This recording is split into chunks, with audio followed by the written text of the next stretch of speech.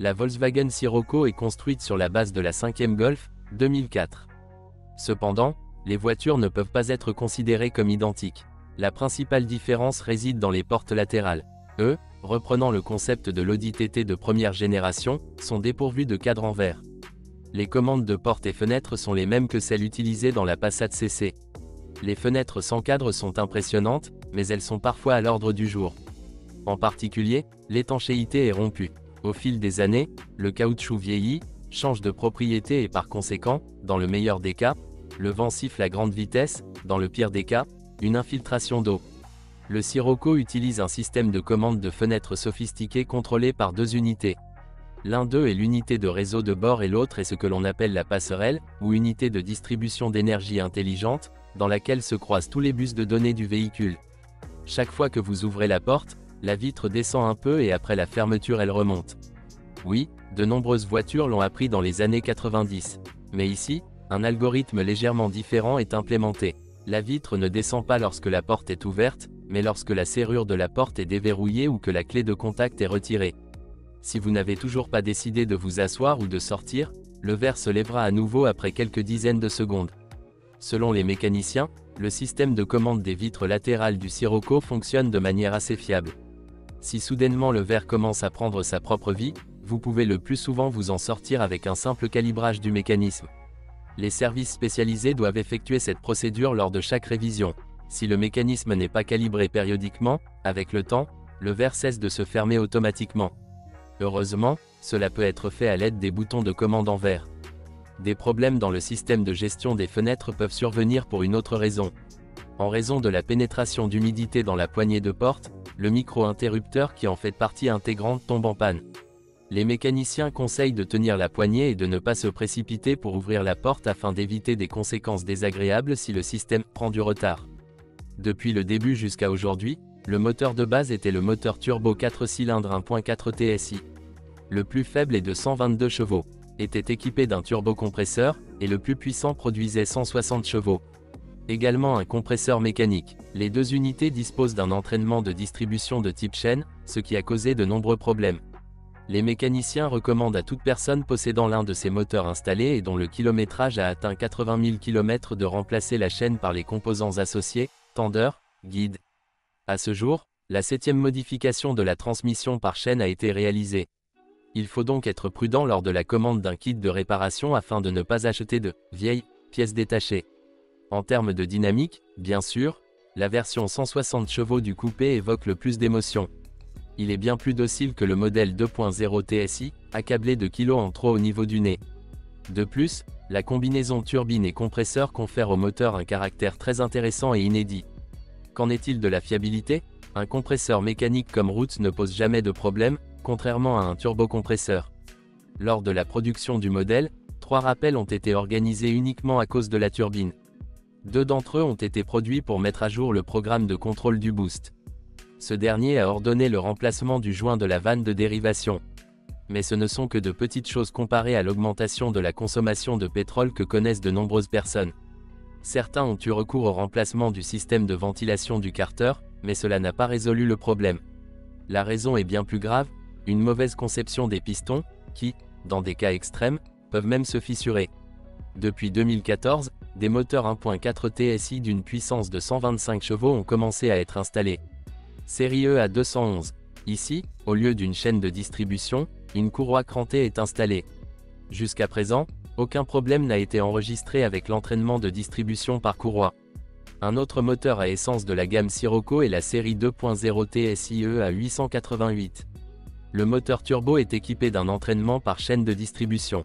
Grâce à une paire d'arbres d'équilibrage, le moteur fonctionne sans problème même aux régimes les plus élevés et offre une excellente dynamique. Cependant, le moteur est plus vorace que ses homologues de 1,4 litres. En raison du bloc plus lourd, la voiture semble subjectivement moins agile.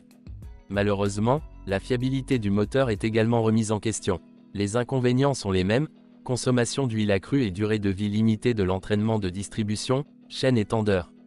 En règle générale, les spécimens plus jeunes posent moins de problèmes.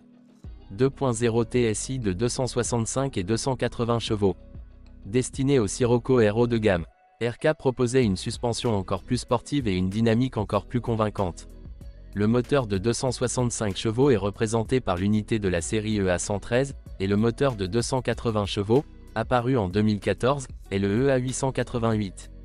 Les deux moteurs ont un entraînement par chaîne de distribution. Une voiture équipée de ces moteurs roule très bien, mais subjectivement, le nouveau moteur est encore un peu meilleur. Mais l'ancien EA113 est plus rentable en termes de fiabilité et de durabilité. Il convient de noter que ce moteur est conçu uniquement pour l'essence à indice d'octane élevé.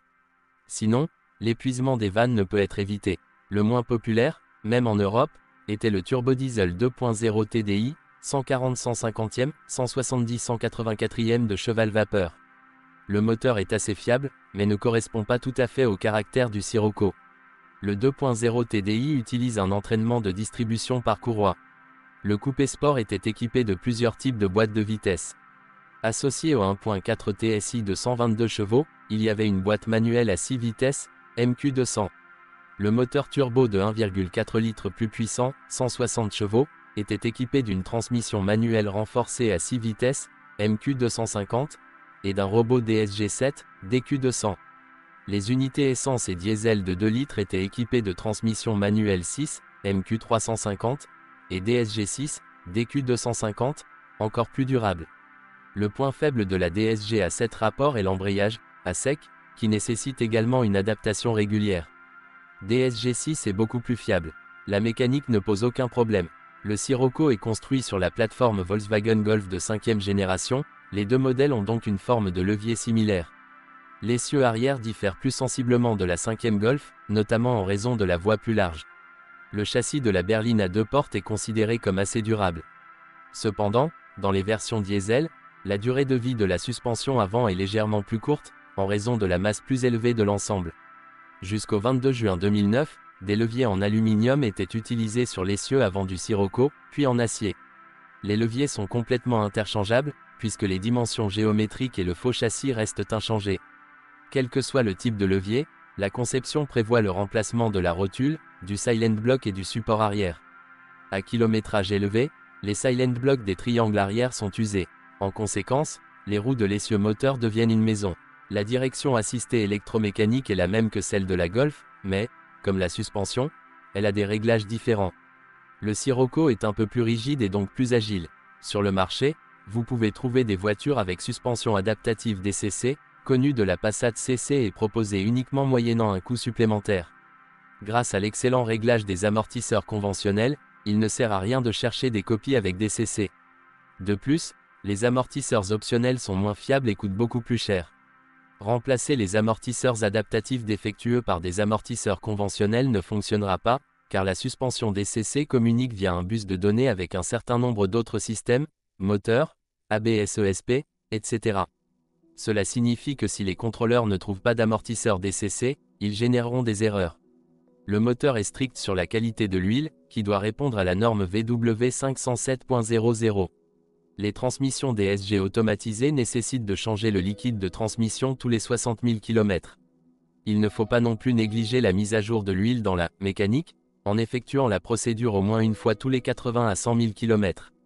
Volkswagen Sirocco n'a pas pu éviter les malformations congénitales, dont l'élimination nécessite des coûts considérables. Mais la voiture est prête à plaire avec son apparence attrayante, son excellente dynamique, son excellente maniabilité et son haut niveau de sécurité, 5 étoiles selon Euro NCAP.